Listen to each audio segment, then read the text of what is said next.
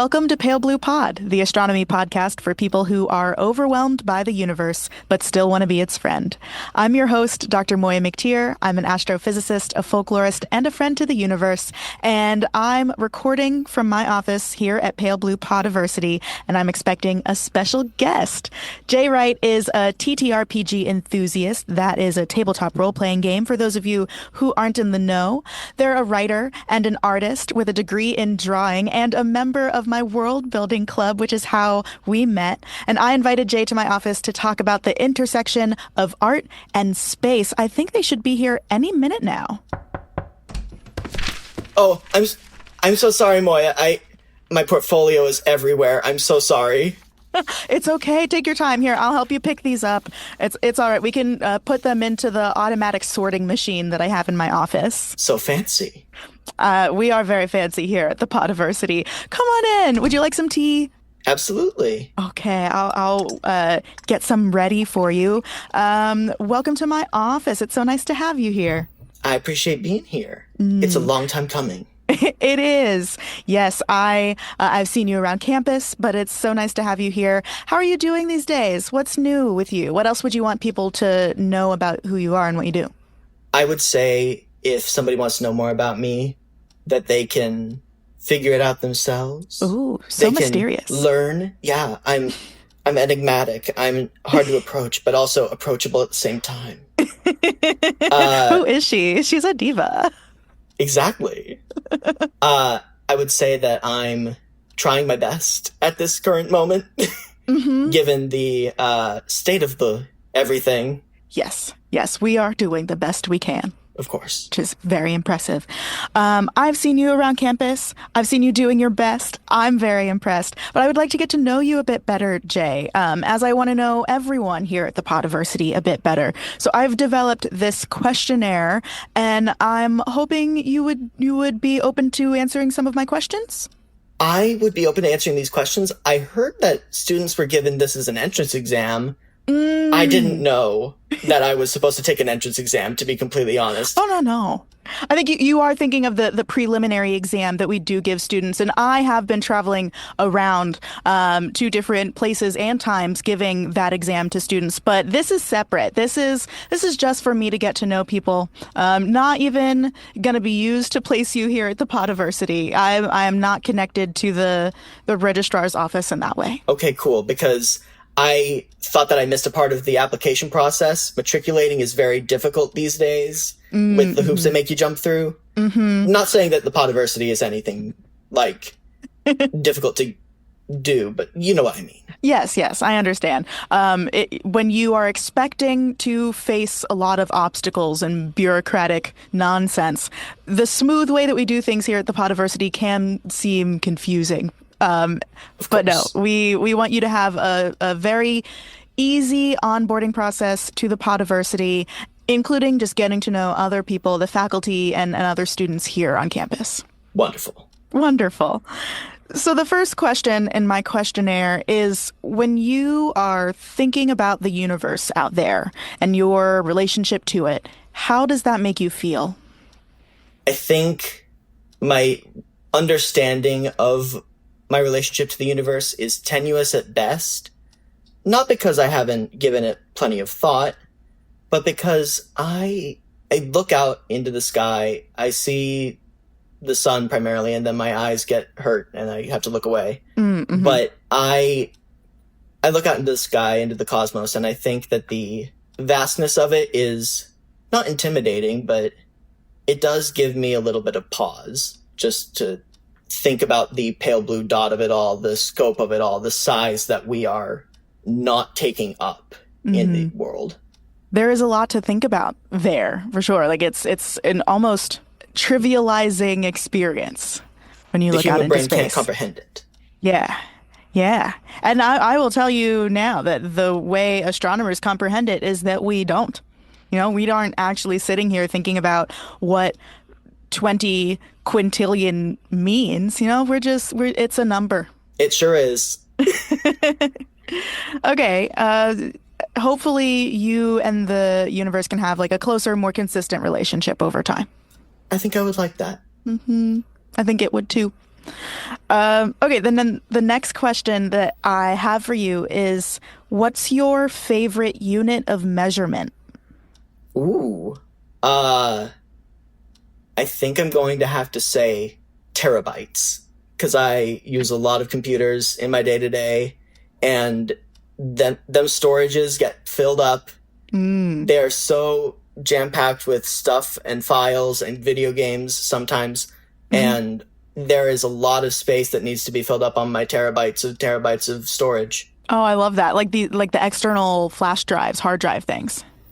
Yes, the ones that you plug into your computer that are like a full-on brick that could like be used as a bludgeoning weapon. And you're like, that one is 2017 video games. Exactly.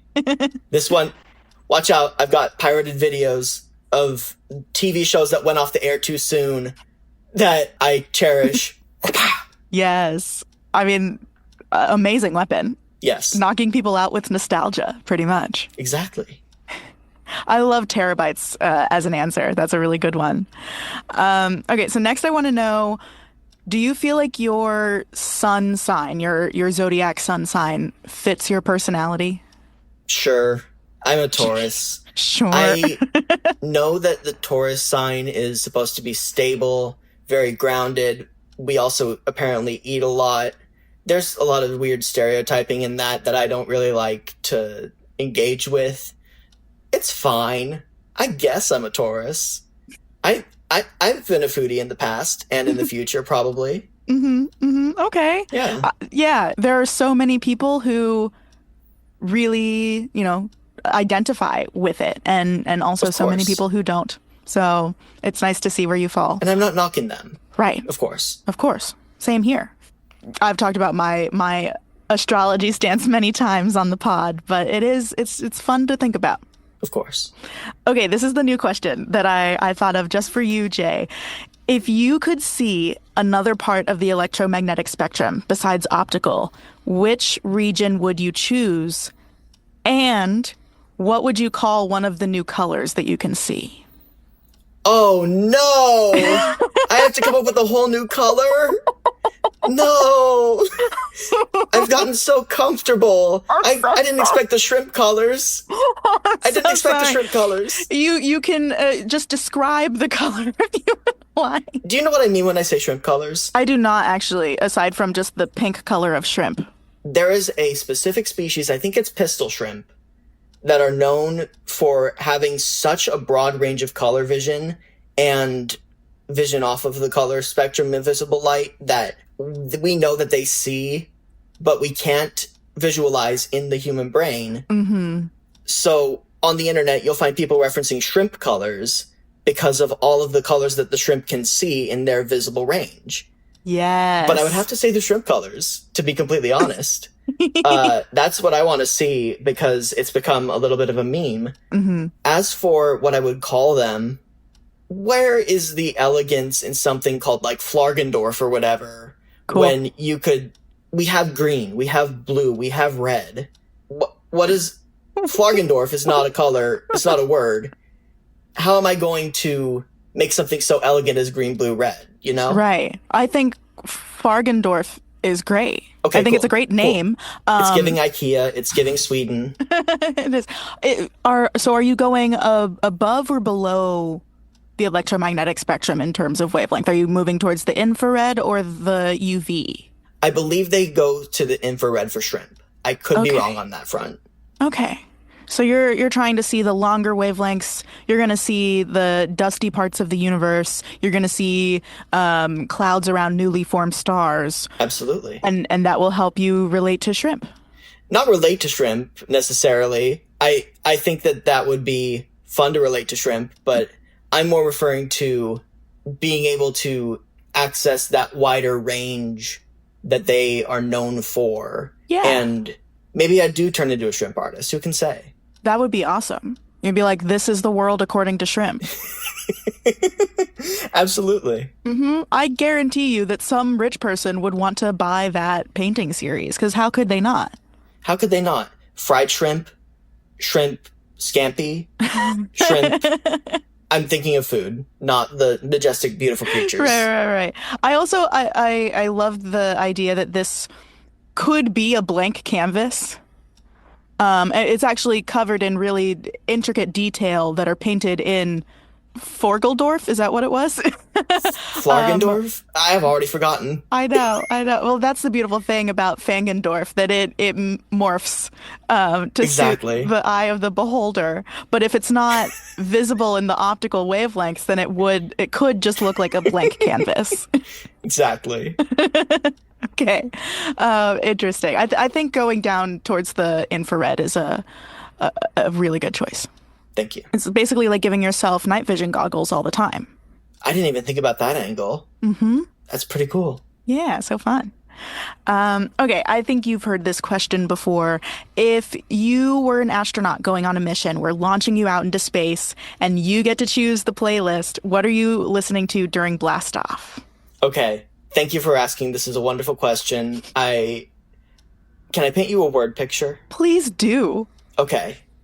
Carly Rae Jepsen's Run Away With Me begins to play in the background as I walk up to the spaceship, and we flick through the switches on the dashboard. We do all of our things. And then when she says, "Baby, take me to the feeling," I push the requisite handle forward that starts the ignition. You've seen movies. Yes. And we blast off. Excellent. Okay, I will add that to the playlist. That's a good addition. Final question. What is something scarier than a black hole to you? Do I want to be sad or do I want to be silly? That is the fork in the road. Yes. Silly answer, New Yorkers. Joke. I cackle. Yes. Serious answer, I'm gonna say, girl, the literacy crisis. Oh, that's a very real one. Cause if we can't read, we can't learn. Then we can't do. Not only that, some of these kids out here are using ChatGPT to do whatever the hell they want with facts and logic that are not facts and logic. It's a hot mess. It's gonna be fine. Everything's gonna be fine. It's gonna be fine, Jay. We're gonna be fine. The podiversity has a nice bubble that we can just bring all of our loved ones into the podiversity bubble and be okay. Okay. Uh-huh. Yep. Well, yeah, those were two good answers. Those are both scarier than black holes, which are far away and can't influence us. And the two things you listed certainly can. I feel like I should get rid of that question, or at least not make it the last question anymore.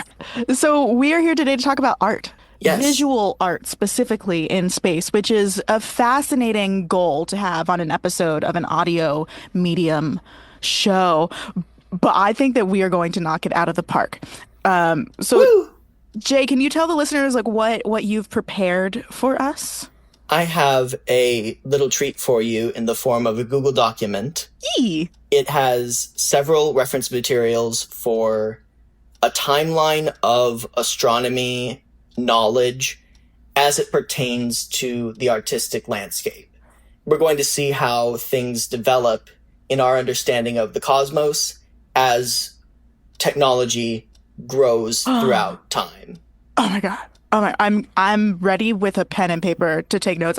As soon as you started talking, I was like, I feel like I'm back in a college classroom. It was great. I meant that as the highest compliment. Yes.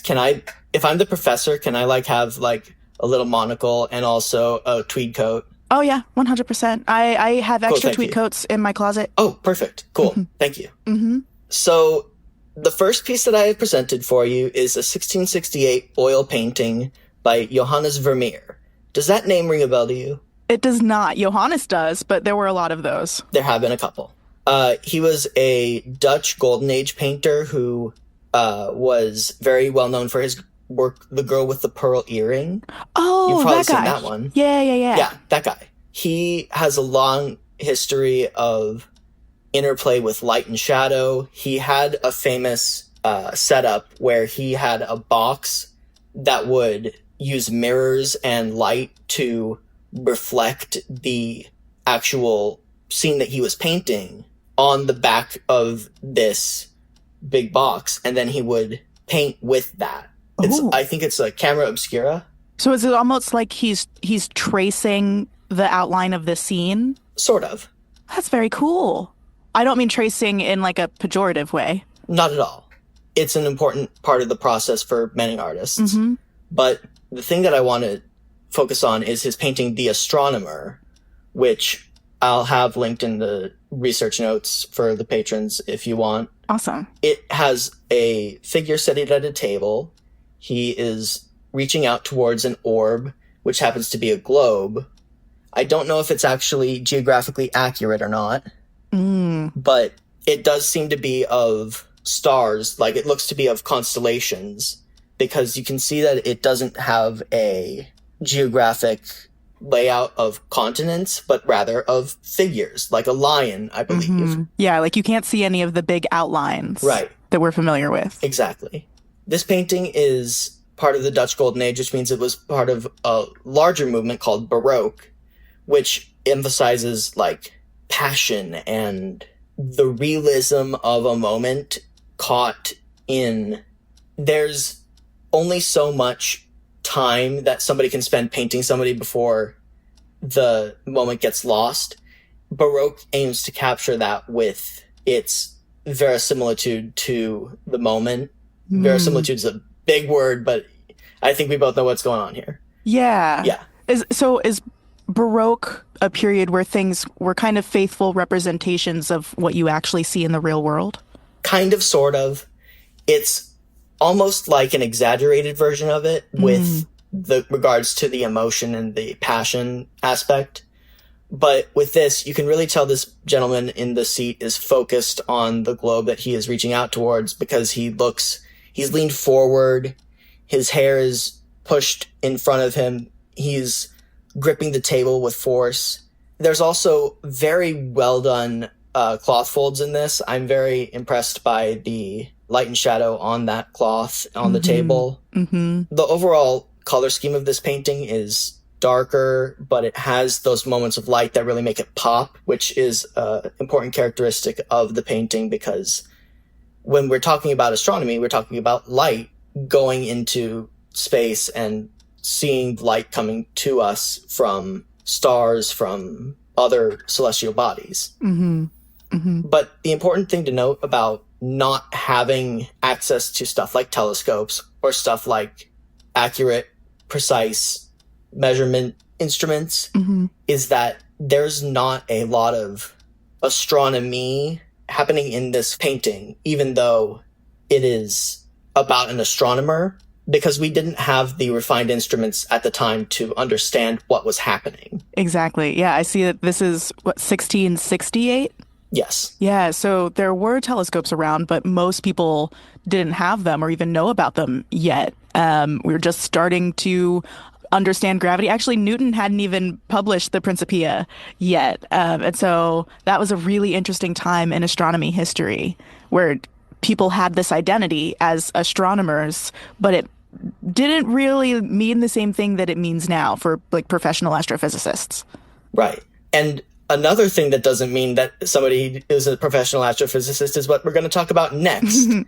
There is a writing, and I know we're talking about art, visuals. Automatically, I'm going to writing instead of paintings, but just you wait, because there are illustrations with it. Okay, I will never complain about writing. Of course. Well, I will complain about the act of writing, obviously. You have tedious. to get any writing done. Exactly. This is a series of writings called The Great Moon Hoax. It is truly baffling what we can come up with. Are you aware of this? No. So somebody came up with the idea, what if I lied? And he came up with the idea of bat people on the moon doing what bat people do.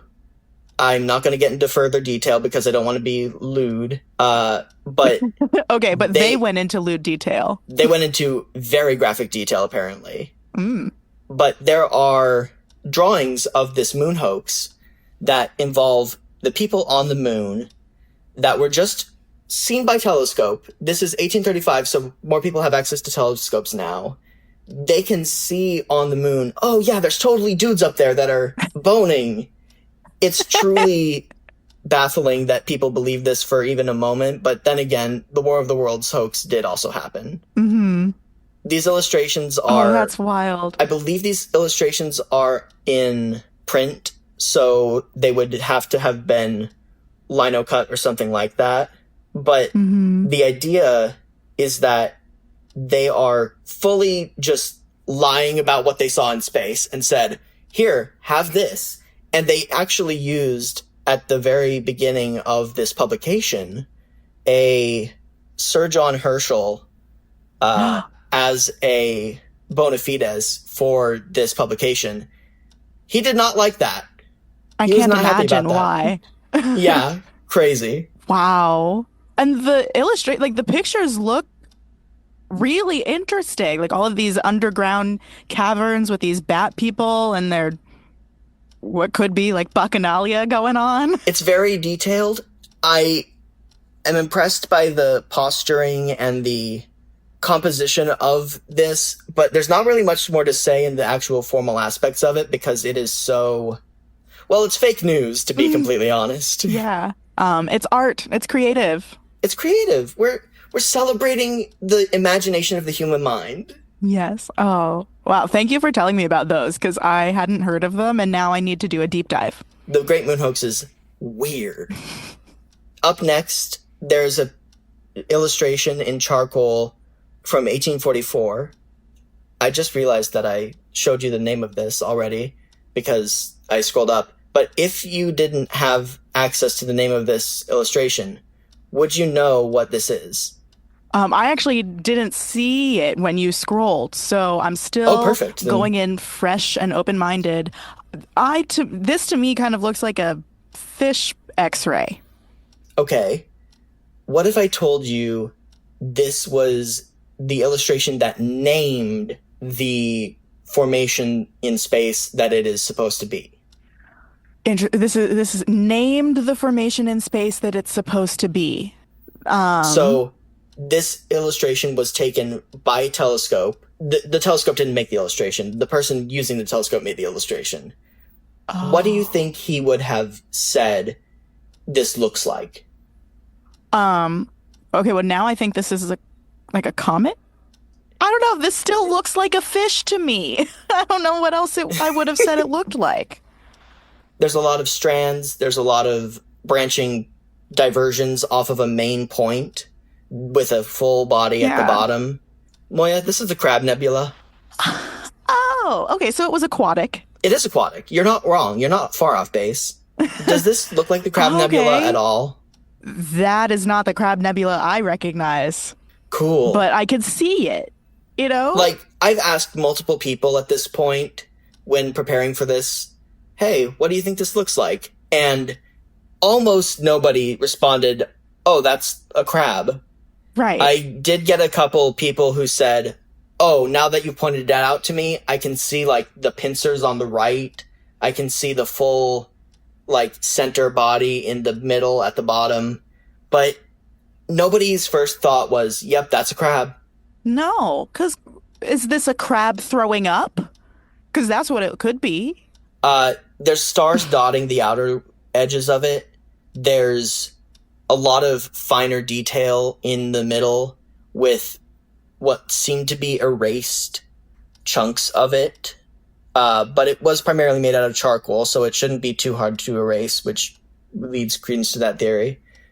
And it's important to note that this is in all black and white, because even though it wasn't in color at the time, it did allow the artist to represent something brand new, which was an actual representation of something in space that was seen through an astronomical device. It wasn't so common at the time. I don't know if it was even on anyone's radar or not. This is the earliest that I could find that was an actual, we see the thing in space, here is the details of it. Mm-hmm. That is not something so large like the sun or the moon. Right. Very cool. And the next one you recognize this next piece, don't you? I mean, it looks very much like a spiral galaxy reminiscent of the Milky Way. But if it's what people were drawing or painting based on what they observed, then this would probably be more like one of the Magellanic Clouds or Andromeda or something. This is actually the Whirlpool Galaxy. Ooh, very nice. We see a spiral piece. It is also in charcoal. It is very contrasted between what is spinning around and the void around it. There seems to be a element to the right. I don't know if that's a black hole or if that's something else, because I have not looked at the actual Whirlpool Galaxy for reference. I would expect that to be a small satellite galaxy off of Whirlpool. I'm pulling up an optical image of the Whirlpool Galaxy. Yeah. So if you look up an optical image, there's a tiny little satellite galaxy on the end of that tail. That's awesome. It shows that he was really showing his entire scope of what he saw, and not just, oh, this is the main body, we're going to focus on the main body and not deal with the additional material. Mm-hmm. But it's important that he did that because this was actually in reaction to the Whirlpool Galaxy being discovered, since it was the first time anyone had ever seen it with the aided eye. I don't know if you can see this without a telescope or binoculars. Gotcha. Very cool. It's so pretty. It is very pretty. It's simple in its illustrative qualities because it had to be done very fast, given that he was like, oh, I just found something new. I have to document this as soon as possible. At least that's the impression that I get from it as an outside viewer who did not witness him drawing it. And when is that? This was 1845. And to contrast with the earlier illustration of the Crab Nebula, the Crab Nebula seems to have exterior stars that are not the main focus of the drawing that have been included. However, with the Whirlpool illustration, there's no exterior stars, probably because it was the middle of the void. It's a whole galaxy compared to a relatively smaller formation in space. Mm-hmm. The next thing that I want to show you is an illustration from 1868. This was done by Major Tennant in India. It is an illustration of an eclipse at totality. I believe it's done in graphite. I could be wrong, but it is very well done for a few reasons. First off, there's 4 coronal ejections. Mm-hmm. Is that the word? Yeah, the CME, a coronal mass ejection. Yes.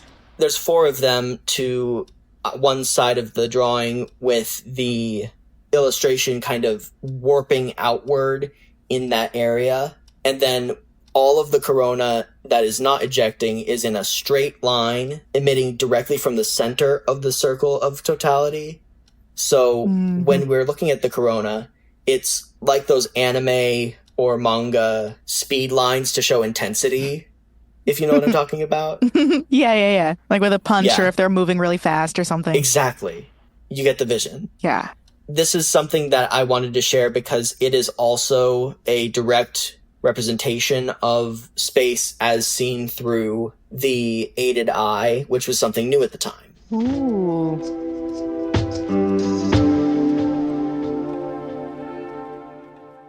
Hey there, Dr. Moiya here. Jay found the machine I got when I made tenure at the Podiversity. It's a device that converts all of your mass into wave packets of photons and then projects you as a hologram of your favorite video, which you do have to input to the machine. So I definitely told Jay how it works and what to expect, and they were like, no, I just want to press the buttons. It's fine. Jay's going to be okay. And I have a few minutes to share some messages with you. The first message is a thank you to all of my patrons who support the show financially every single month. As an independent podcaster, I truly appreciate your support. And I want to give a special huge thank you and shout out to my Sun-like stars, Scott Reynolds, Augustin, Tom T, Nicole Bartlett, and Ashley Shambo. You're all golden, and you have the perfect amount of gravitational influence. You, too, can hear your name on the show. You can make it onto my patron star chart and support an independent podcast, all for $5 a month at patreon.com/palebluepod. You can also make a one-time donation and become a supernova in the Pale Blue Pod sky at the PayPal link in this episode's description. And of course, if you can't support the show financially, that's totally fine. I understand, and you are still space. The best way to help the show grow, actually, is to get other people listening to Pale Blue Pod. Make it a group activity where you discuss your favorite episodes with people. Do offices still have water coolers? I don't know. But if you can get more people to be a part of the Pale Blue Pod universe, then I would really appreciate it. Thank you so much. My next message is another podcast recommendation. It is a show in the Multitude Collective, and it's called Wow If True. This is your one-stop internet culture shop explaining how what's happening online shapes the real world. It's hosted by internet experts and real-life besties to unravel it all, tech culture journalist Amanda Silberling and science fiction author / attorney Isabel J. Kim Esquire. If you listen every week, you heard them on last week's episode. They're so fun, and I love the dynamic they have. This is the only podcast that will mention Neopets and horizontal mergers in the same episode. They're asking and answering your burning questions about the internet, like who is Bigalus Dickalus and why are Silicon Valley bros biohacking their mouths? So check out Wow If True wherever on the internet you find your podcasts. New episodes come out every other Wednesday. Okay, Jay has been reconstituted into solid form, so let's get back to this episode. And now we're going to get into something a little more silly. It's an 1889 painting. Maybe you've heard of it. It's oil on canvas. It's by this dude, Vince. It's called, like, The Starry Night or something. I don't know if you've heard of it. It's ringing a bell. It's pretty obscure. Yeah, it's just none of my friends have ever mentioned it or tried to see it in a museum or anything, so I don't know if it's that popular. No. Yeah. You can see all the brushstrokes and everything. He did a really bad job of making it look realistic.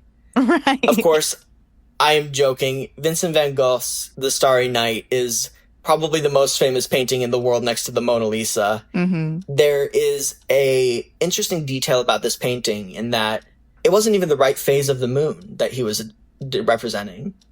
According to astronomical records that I found referenced on Wikipedia, apparently it was a different phase entirely that would have made it less visually interesting. It would have been either full or completely new, which doesn't lead to a dynamic shape that flows with the rest of the swirling patterns in the sky at the time. You can see the cypress tree in the front foreground area that is blocking out a portion of the sky.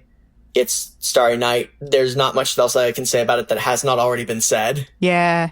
But it's important because this is showing that we have this access to something like a telescope where it is able to show us the finer details and realistic proportions of objects in space. And yet humans are still going to be creative and represent things in their own way instead of sticking to the guidelines of reality. Mm-hmm. It's giving imagination.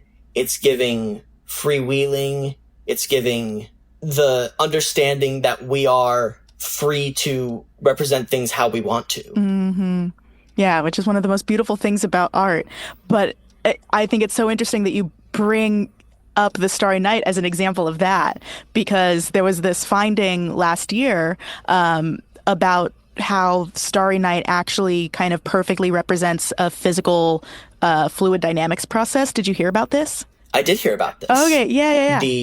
I don't know how fluid dynamics works, to be completely honest. No, this is how it actually works. Yeah. So it's not just the shape of it that matches something called the Kolmogorov effect, which has to do with turbulence and how different fluids are flowing together. But also like the size of everything does match up with the eddies, the size of the swirling eddies that you would expect according to these real mathematical formulas. This came out in a study last year from CMN University in China. They measured the dimensions of the swirls in the painting and found that it matched up with this mathematical formula. But the mathematical formula was derived in 1941 by a Russian mathematician named Andrei Kolmogorov. And so Vince, as you put it, because we're on a first name basis, Vince was clearly tuned in to real physical processes in the environment around him, and he incorporated it into his work. He was always ahead of his time. As we know, he was not famous in his lifetime, but he definitely understood what it takes to make the world around you look captivating. And that's something all astronomers can strive to. Mm-hmm. Very true. Yeah. Beautiful painting. Beautiful choice. The next thing I want to talk about is called A Trip to the Moon. It is an old silent film from the early 1900s. You've probably seen this image before of the moon, which looks like a chocolate chip cookie that has a bullet in its eye, lodged out, sticking out like a monocle. It almost looks like Tim Curry underneath that prosthetics. It does. Very reminiscent. There's a music video by the Smashing Pumpkins that has a pastiche of this film, but it was important to almost nobody in its time of creation because archiving the footage did not occur to anybody in the process. And then it gets lost for some years. And then in the 40s, it comes back out of like an old storage facility and people are like, hey, we found Trip to the Moon. And for an archival purpose, it is very fascinating. But for the purposes of aesthetics, it also has nothing to do with astronomy, to be fair. It's giving Great Moon Hoax. Okay. I see the connection. Yes, there's people who live on the moon, and there's weird cave systems that do not make geographic sense. The bullet is there. It's a weird film. It's only like 15 minutes long. I advise people to go watch it. It's fascinating from a early film perspective, but no, I mean it's definitely an iconic piece of media. I have an astronomy friend who's going back and watching a bunch of classic sci-fi films, and this was one of the first ones she watched. I still haven't seen it, but that image is like burned into my brain. Absolutely. The next one, we're jumping all the way to the 60s, is a famous picture taken on Apollo 8's mission to the moon. It's Earthrise. Oh. You've certainly seen Earthrise. Yeah, so pretty. The reason that I bring this up is because the composition of Earthrise is very fascinating to me. It is just off center. It is tilted to the right a little bit. You can only see half the Earth. It's very intriguing. There's a mystery to it. There's a sense of pining for the Earth and yet distance from it because it is taken from near the surface of the moon. It's a very beautiful picture. And I thought it important to include for that alone. Yeah. You can't do an art in space episode without this beautiful example of how space is art. And then we can display that in our lives. Absolutely. I just wrote for the note, girl, it's Earthrise. You already know who it is. You already know. I'm going to ask you a question, Moiya. Did you know we have a museum on the moon? I did not. Yes. This is fascinating to me. This is called Moon Museum. It's a piece by Andy Warhol and some other people who I don't recognize. Oh, I have seen this because I recognize that weird little dick painting, which is not supposed to be not a painting, phallic. it's actually an not etching. right. I don't know. I wouldn't be surprised if it was because it is Andy Warhol who did that one. Okay.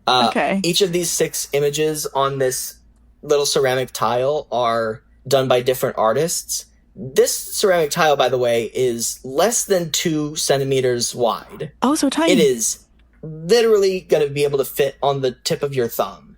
It is so small.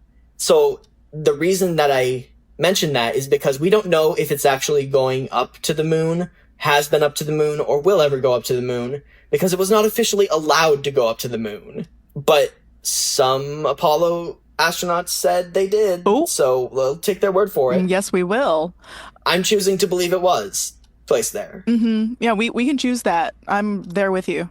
To describe this piece a little more in detail, we have in the top left a piece by Andy Warhol, which is a penis. Like, it could also maybe be a rocket ship, but no. But no. That's not. Probably not.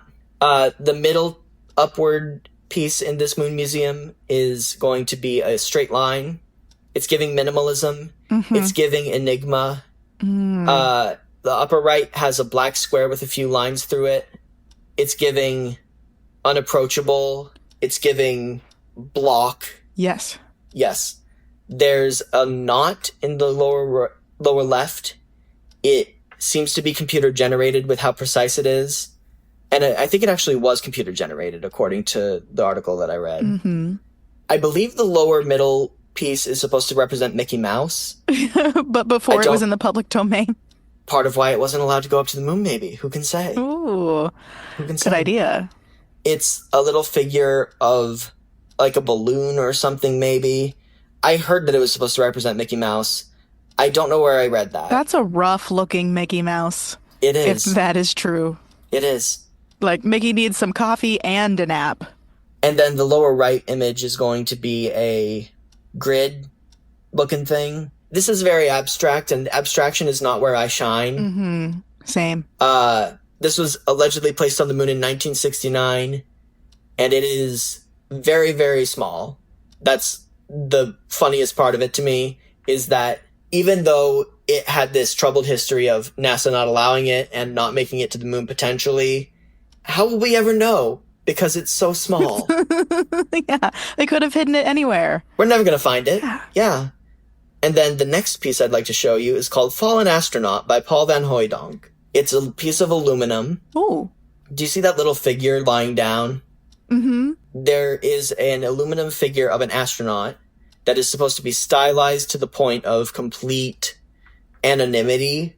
It's not supposed to represent a certain race, a certain gender, a certain nationality. It is supposed to be the platonic ideal of an astronaut. And here's where the problems come in. Oh, no. The artist said, have this little figurine upright when you place it on the moon.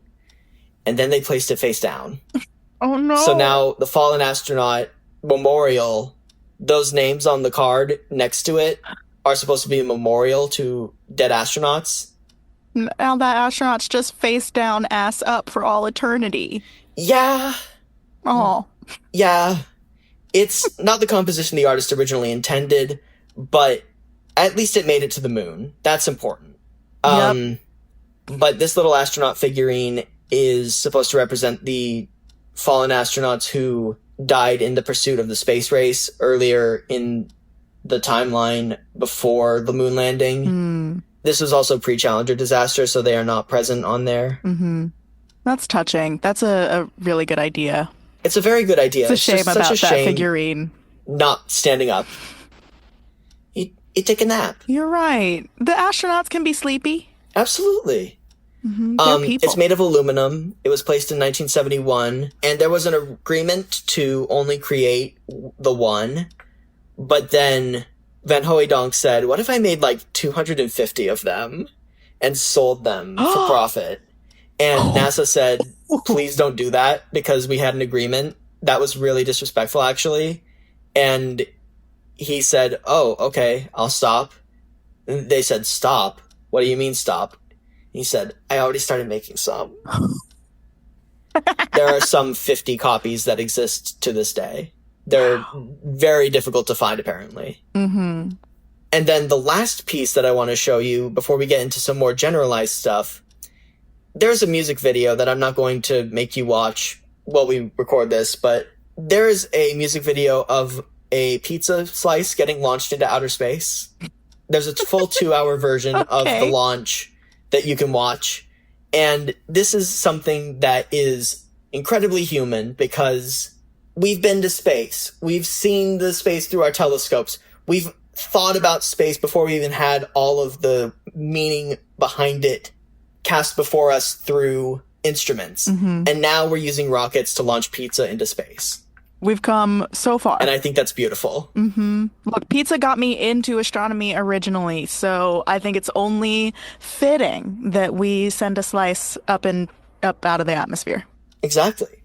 The music video is for Endless Fantasy by Anamanaguchi, which is a great band name. They have a whole album that is very spacey in its vibe. It's very techno. But you can watch the full 2-hour pizza launch on YouTube. It's completely free. Amazing. And then I also have a collection of more modern works that are grounded and based in realism, because I wanted to illustrate that aspect of space travel. But we can save that for the patron bonus notes. Awesome. Yeah, that's a great idea. Now, before we wrap up, there's one last thing I want to talk about, which is the generalized aesthetics. There's 2 points that I want to discuss. Retrofuturism, which has an aspect called ray gun gothic. Have you heard of this? No, but it sounds sick. Ray gun gothic is like the Jetsons. We're talking the opposite of Sword and Planet fantasy.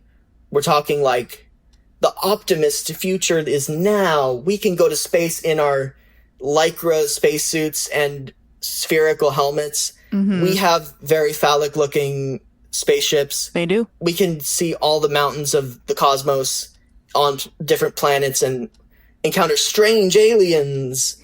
Like, it's very pulp. It's very 40s and 50s, just before the space race finally concluded. It's speculative, but it's also completely batshit.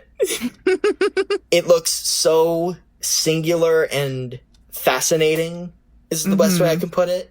It's got no regard for practicality. It's just so unique.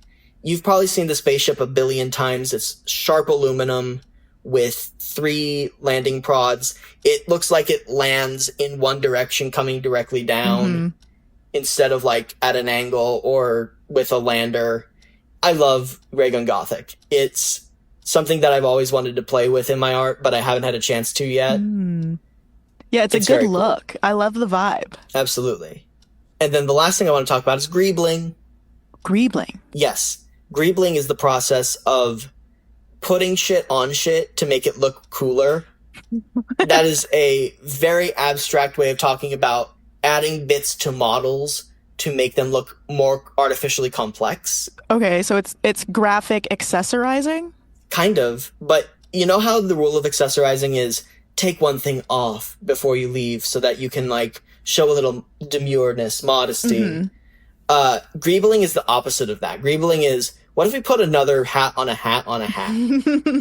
I know you haven't seen Star Wars, but this is best exemplified through the idea of the original Star Wars opening where the ship is coming down from the upper half of the screen and the ship has all of these bits and bobs, little pipes, little blocks that are just meaningless. They don't actually do anything, but it makes it look more interesting from a visual standpoint. Okay. When we're talking about speculative stuff, there's an element of what could it look like in the future? Yeah, because we could go the sleek and minimalist route, or we could go the, like, overconsumption, get as much stuff on it as you can route. I think the sleeker route is probably safer, but you're right. Because going to all that trouble to add on bits and bobs and then have them knocked off when a rogue asteroid hits your ship, come on. That's just embarrassing. Unless you're going into battle and the bits and bobs are distractions so that the opposing force doesn't know what's actually dangerous to hit. Good point. Good point. It's just evasive. Anyway, that's my whole presentation for you. That was fantastic. Thank you, Jay. I love this selection. I'm going to be posting the deck that you put together on Patreon for the patrons for sure. And I'll include some of the images in a slideshow on like Instagram or something when I share the episode. Because this was so fun to be exploring like visual art in this medium.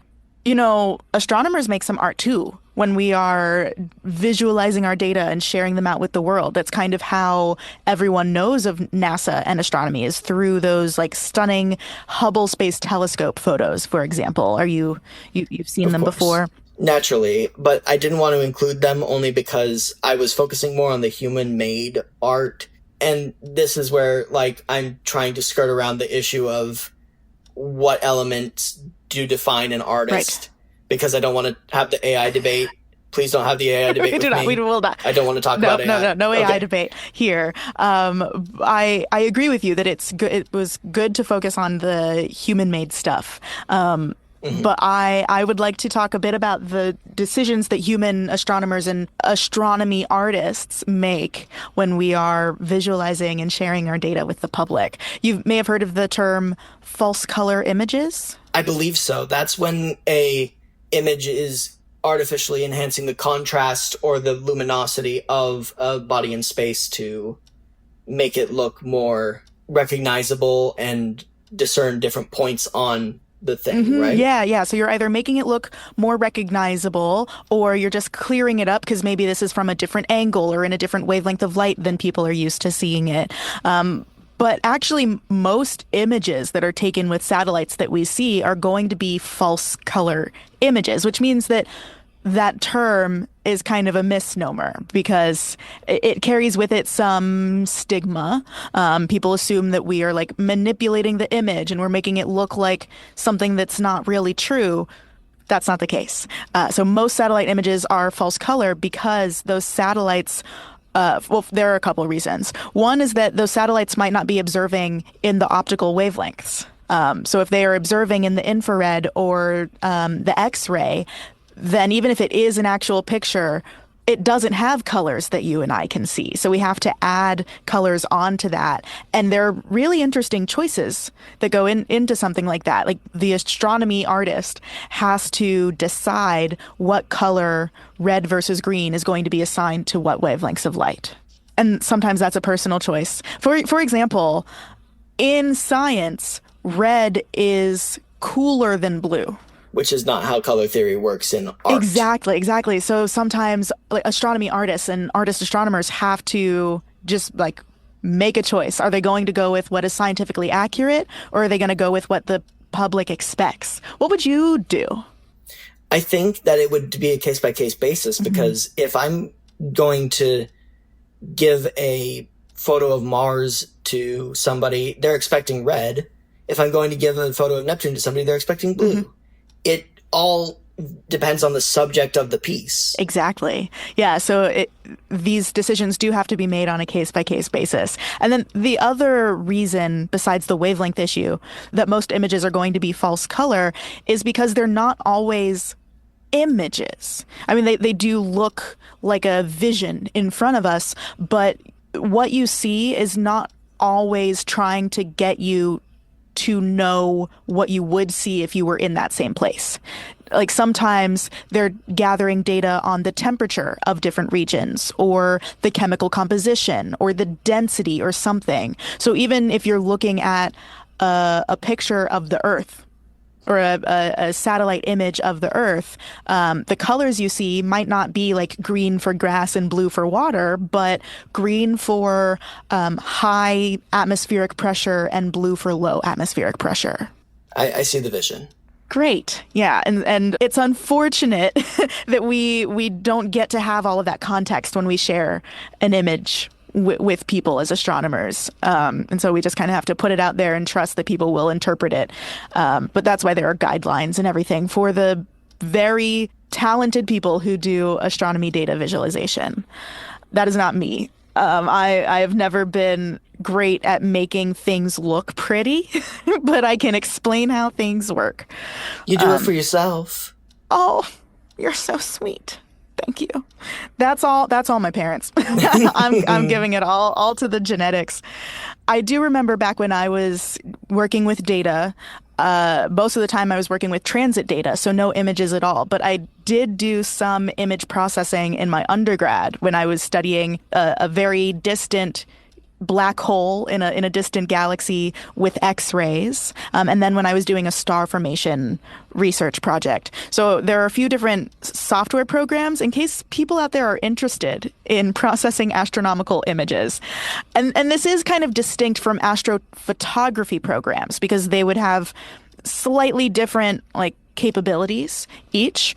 For an astronomy processing program, you would want it to be able to call in lots of different file formats that the different telescopes and observatories are going to provide for you.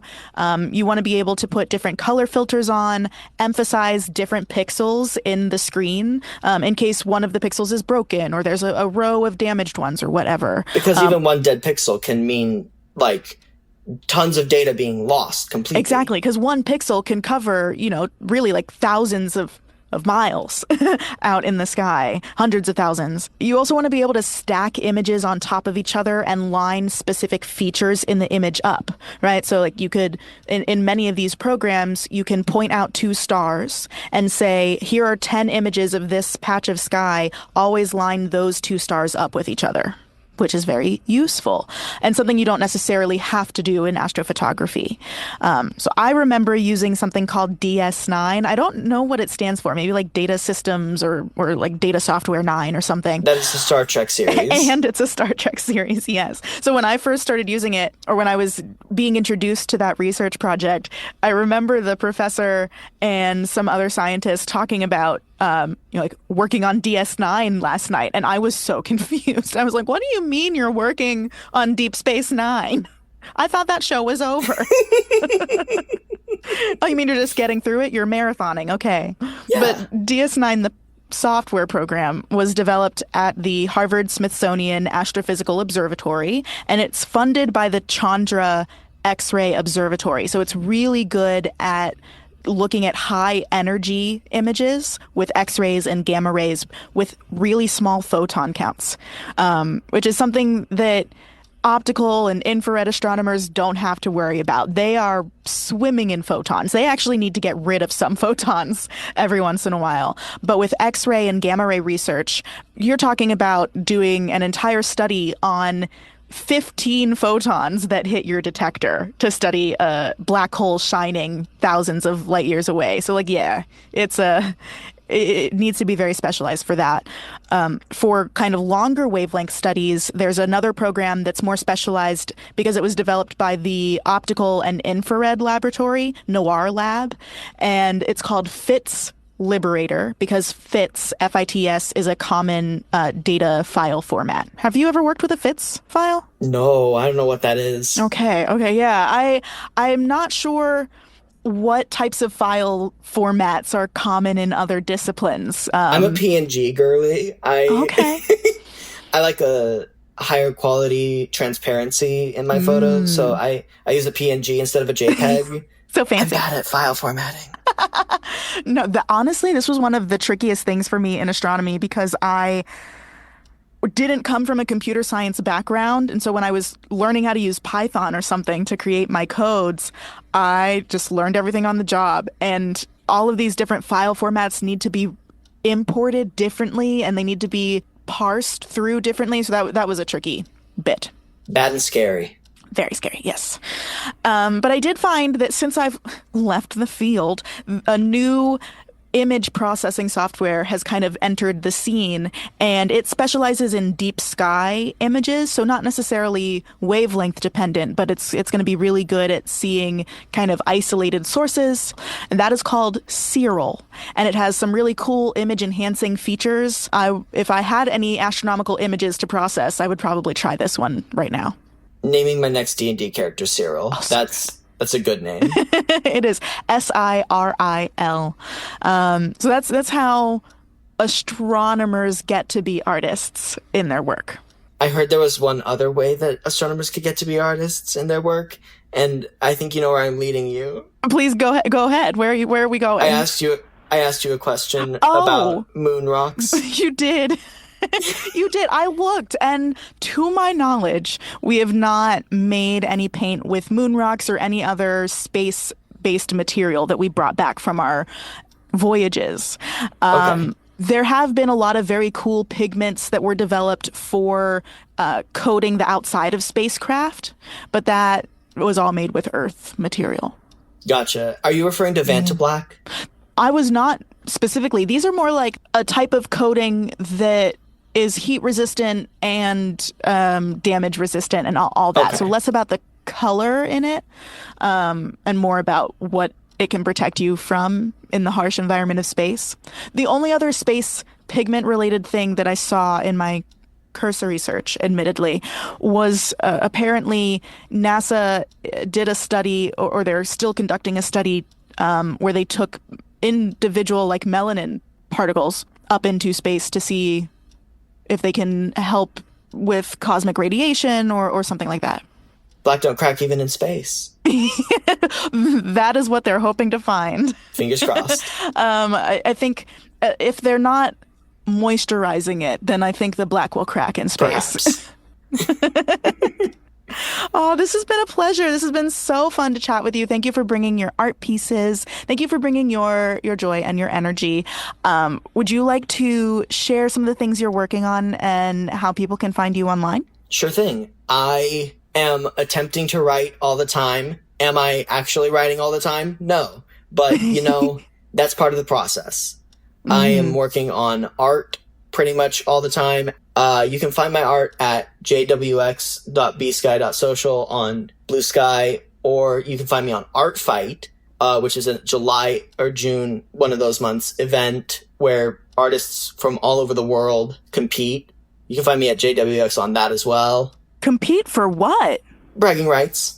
Oh, okay, cool. There's like hundreds of thousands of people. There's no prize money involved. Wow. That'd be crazy. Yeah, that'd be wild. That bracket would go so hard. Some of the people on Art Fight are nuts. It's truly incredible. The people at Art Fight are doing great work, but you can find me there. You can find me nowhere else, basically. I don't have a social media presence much of anywhere else, but... Oh, so you're wiser than me. Probably. Yeah. I'm like Planet X. I'm elusive. I'm hard to find. I'm mysterious. And we don't know if you're real. Ooh. I can confirm. We're having a face-to-face conversation here, folks. Well, I've had a blast. Any last thoughts on the connection between art and the universe? I think that we're always striving to understand space better and understand ourselves better. And the intersection of those two things comes together with art, with creativity, with understanding what it means to be human and what it means to have this experience of knowing there is so much out there. Mm-hmm. Yeah. Both art and science are really good at chipping away at that question. And we need both to try and do that. Absolutely. Yay. Okay, well, listeners, go look at some art. I highly recommend it. And, no matter what painting and brush styles you are most excited about, you're still space.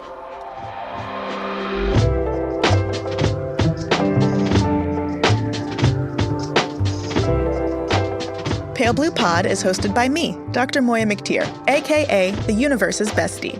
I created the show with original co-host Corinne Caputo, a comedienne extraordinaire, and help from the Multitude Productions team. Our theme music is by Evan Johnston, and our cover art is by Shay McMullen, and our audio editing is handled by the incomparable Misha Stanton. I am Go Astro Mo everywhere online, and you can stay in touch with the show and the universe by following Pale Blue Pod on Instagram or checking out our website, palebluepod.com.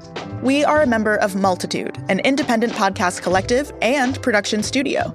So if you like Pale Blue Pod, you will love the other shows that live at multitude.productions. And if you want a shout out on the show and research notes for every episode, you can join our community over at patreon.com/palebluepod for just about $1 per episode. Thank you so much for listening to Pale Blue Pod. I'll be back next week. Bye.